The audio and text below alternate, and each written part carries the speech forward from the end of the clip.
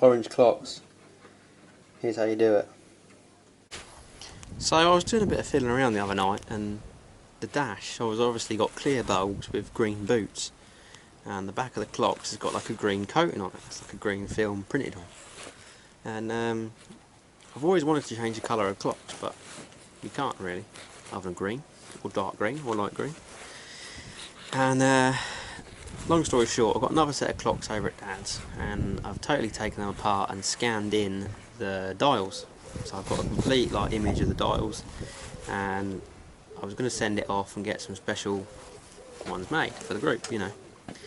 That never happened. The one bloke who was going to do it never got back to me, and I kind of just haven't bothered to try anyone else. So I want to get back on that when I've got some time. But also for the time being, last night I spent some time fiddle fucking around with some bulbs. I painted a 501 pink. I found another 501 that was just a LED. Various bits and pieces, right, and found some orange LEDs as well. And my thinking is that we can't change the green, the backlit film, but we can change what colour we put with it. So if you could get a dark blue LED and put it through, that might make a nice purple. I've just gone and bought today some side light repeater bulbs, because obviously they're amber, and if we stick them in we should get like a yellow colour, yellow and green. Obviously it's like when you mix paints, orange and green make brown or something, don't they? When you mix light it's different, so I'm told. So I googled, I was a bit confused about this, but yeah, apparently if you mix because light colours are red, green and blue, paint colours are red, blue and yellow, aren't they? So anyways, yeah, if we've got green in the clocks, we can take the green off the bulbs and put another colour with it, so either red or pink, and we should get like an orangey colour, or blue and red, and we'll get purple or whatever. So tonight I've got a spare set of Mark 1 clocks in the kitchen. Miss loves it, and they're for the green truck that's no more, so I'm going to be using them on my chassis dyno / engine test stand, so I can get revs, temperature, all that good stuff. But for the time being, I've got them in the kitchen with the power supply, and I'm just shoving different colour bulbs in and stuff and seeing what works. So now, tonight, I'm going to put the 501s in this dash of the white one, the amber 501s, and see what we get, see what it looks like. And then if I'm not happy, I'm going to try and get some dials printed. The trouble is with getting the dials printed is when you take the needles off on these, there's no real way to calibrate them other than marking how much fuel you had before, making sure the temperature was cold, and just literally plugging the clocks in, putting the needles on where they should be, and then taking it back off again, taking it inside and screwing it all back together. So it's a bit of a Heath Robinson kind of thing. It's not like they're keyed or they can only go on one way. You can literally just, yeah, not great, but I'm sure we'll get around it. All the MX5 guys change dials and stuff, so there must be a way to do it. Perhaps I'm just not thinking hard enough. So yeah, anyway, that's what I've been up to. Kind of concentrating more on the style and just customization rather than actually building mechanical parts for this one. We're just having a nice little play. Right, what we've got here is the dash bulb holders, and they're 501. So I got some orange indicator bulbs, side repeater 501s, and I'll just put some red Sharpie on top to make them a bit darker. Third pin from left, looking from the top, is ground, and I've just put a thing on the light, so let's switch it on, and that's what we got. We got orangey, yeah, it's pretty orange, so that should look pretty cool in the car. Obviously it's dimmable, so we can dim it down and hopefully it'll go a bit more red. I've only got 12 to 14 on here, so we can't really dim it too much. I dim it a bit, but not a lot. It don't really make much of a difference. Ideally, yeah, look, we stick my coat over the top. Bollocks. Go again. Just start off. and we'll see if I can not knock the wires off this time. Okay, that's 14.7, that's 12. I can't dim it any more than that, but it'd be pretty cool. You're going to want to remove the shroud of this, so if you've got any air fresheners you want to take them off. And basically I've got to do this in the dark so you can see the lights, but it means you can't see the screws. Drop the column down, there's that lever at the bottom, so drop that down, lock that up. And there's two screws, there's one sort of level with the rev gauge, you can feel it there. So I don't think this has ever been out, ever. Right, I've got a torch. Can you see what we're doing now? So we've got a screw up here and a screw up here. So let's just whip those out right now.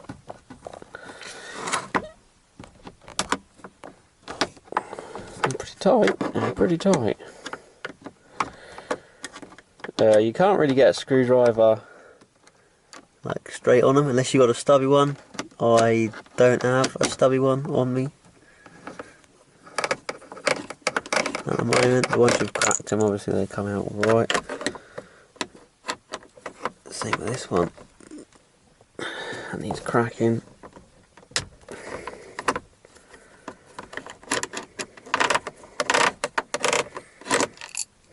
So put them screws somewhere safe. And then basically this whole thing's just clipped in. But there's a lip at the top, so what we want to do is just pull it nice and gentle. If you got like a knife or something, then yeah, jam that down there.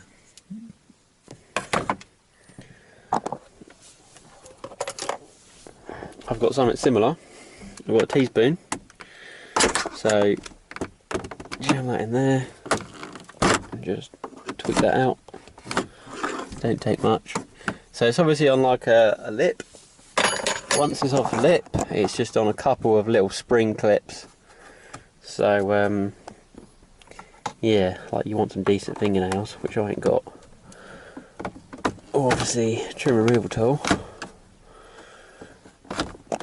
But essentially, you just want to pop that out, nice and steady. I think you're breaking it. There we go. Teaspoon does the job. You can see that's free at the top, yeah. So now you just got to be brave and just kind of, there you go.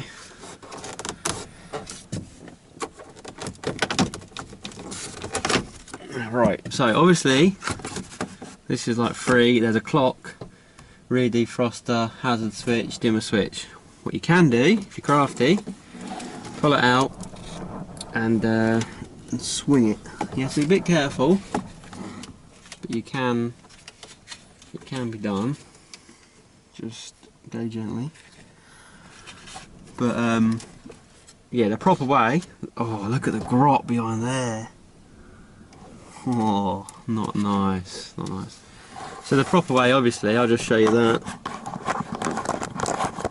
The proper way is obviously just to go on there. It's that little pin at the back.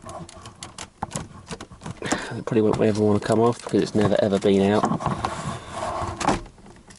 There's one. So that's that. Hazard switch. Here we go. And I'll just spin it the rest of the way because I'm ghetto like that.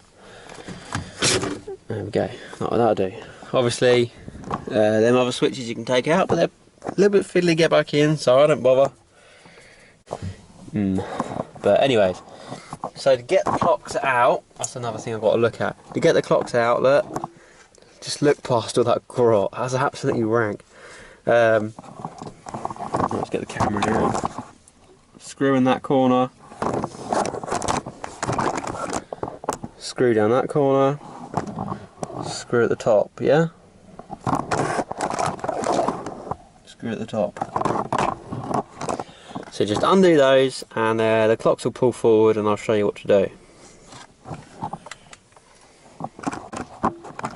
Right, I'm trying to hold the torch and the camera, but basically you just pull that forward like that, it will come out. You want to swing it at a little bit of an angle like this, and then you can reach behind and there'll be a black plug and a white plug. So, I don't know if this is going to work or not, but yeah, there you go. So white plug closest, black plug furthest away. You can obviously unplug them and take the clocks totally out, but what I'm going to do is just shimmy them along. I'm just going to shimmy them along and then get in there and change these bulbs.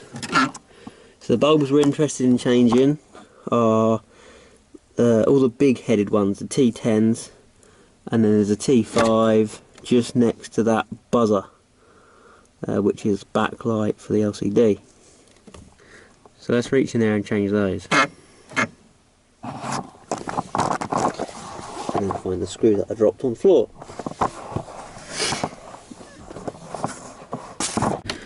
Just turn that a bit more. There you go. So that centre little bulb above the row of warning lights is your backlight. This one here you need to change because that's a big backlight, like a dial backlight. That one there for the fuel and temperature. The one just where my torch is, just behind that wire, if you can see sort of where it is, that's another backlight for the speedo, and then that one over there is a backlight for the tack. It's worth noting here that there's two resistors right on the back of that circuit board. That's because it's a Mark 1 and it doesn't have ABS, so if there's a brake failure or whatever, that puts it puts voltage to those and then through the light. On a Mark 2 there's a transistor and it clamps it to ground when there's a problem, and obviously the transistor kind of reverses that and lets the current flow. So I don't know if that would be an NPN or a PNP, but basically it puts voltage to the clocks when there isn't a problem. So if you go putting a Mark 1 clock in a Mark 2, the ABS light's on all the time, but dim because it's going for those resistors. So yeah, you've got to put the circuit board of the Mark II on the back of the Mark 1 clocks and make a hybrid. It's a bit complicated, but I've done it on mine and it works fine. You just need to know what you're doing. So anyway, yeah, let's change these bulbs. And it's interesting as well because if you look on the back of the clocklet, park, reverse, neutral, drive, 2 and 1. So they use the same circuit board for the autos and everything. And there's a spare illumination, you know, backlight. So you do use the same clocks for the autos because there's the park, reverse, neutral, drive, 2 and 1 there. So yeah, I'm gonna hopefully leave that torch in there, maybe, so you can see. I don't know how it's best to put it. All you do, let's do one up here, look, so it's nice and easy. You just grab that bulb, twist, take it out. It's got a little green boot in it. This is a clear bulb with a green boot, and then the back of the dash has got green colours on it. Try and find somewhere safe to put them. Keep them bulbs, because those bulbs will fit in your side lights and your number plate lights and your side repeaters, so you might as well keep them. So yeah, bulb 1, orange 501. Click that in. I'm just going to go do all these now. Again, holding the camera and the torch is a bit iffy, but yeah. I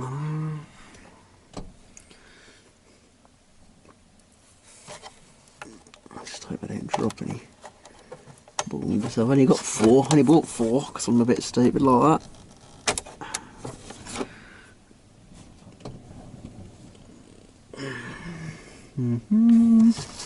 Last one, well, last of the big ones anyway. Try and find that. Click that in there. So now this one here.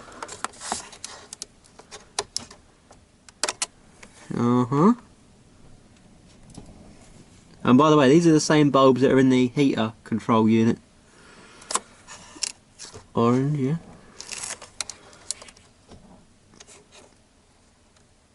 Okie dokie. Quick test before we put it all back. So I'll turn the torch off. Oh. So let's chuck it back now. So because I didn't disturb those plugs, I can literally just slam it back. But yeah, look, there's another thing for you. So same clocks for all the models. Overdrive, on or off, LFW, which is low fuel warning. You've got ABS, RFW, four-wheel drive, all that good stuff. It's all on there. So just look at the grot. I'm gonna have to go grip the mist. Right, the missus has lent me the dust buster under strict conditions that I'm not to get it oily. So I'm gonna suck the crap out of there, and then I'll show you putting it back together. Right, we're done. So yeah, just grab your clocks, slot them back in. Make sure they go over the pins because you won't be able to see very easily because put them in like one end, but pin along the bottom, right there, both sides. So just rest it on the pins. Again, the top plate sits up there, so push it down and then put your screws in each corner. I really need some sort of hands-free torch, don't I? There we go. Do them.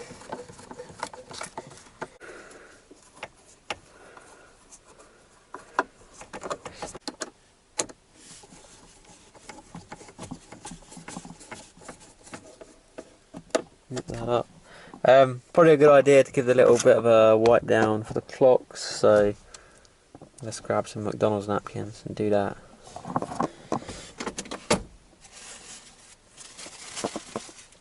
Only the best McDonald's napkins. Just because obviously you can get to the edge of the lens, shroud, glass, I don't know if I can call it. This cover is obviously like partly shrouded whilst it's in the surround, and you can obviously get all the way around it nicely at the moment. So that's easy to do. Literally, if you've put all your screws in, all you need to do is spin this back up, clock,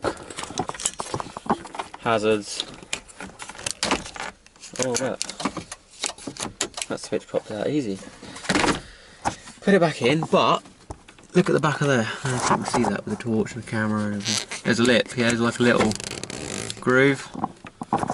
If you look, not all the way along the dash, but at certain points, there's a little lip there, like tag.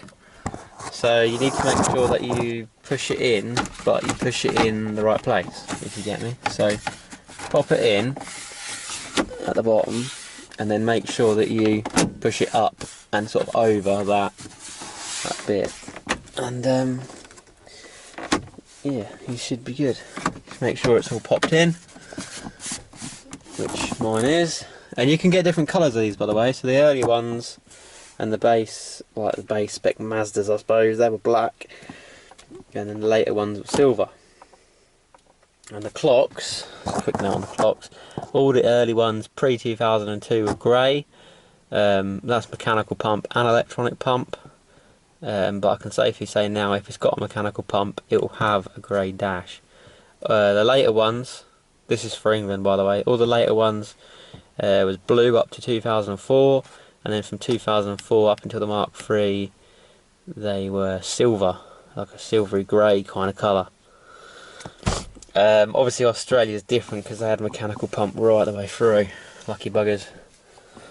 So just grab your two screws, the only two that are left, and pop them, not there, pop them right up in that hole, and then screw them in. And then I'll show you what they look like.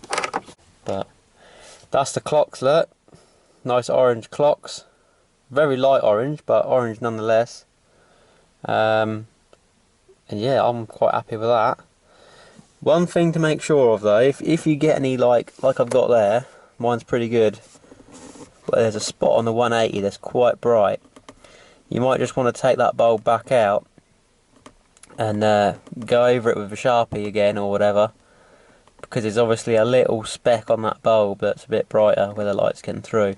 If you bought obviously like proper red or orange bulbs, that wouldn't be a problem, but because I've bought orange bulbs and then gone a bit further with them, I've got this kind of light spot, if you like, a bright spot.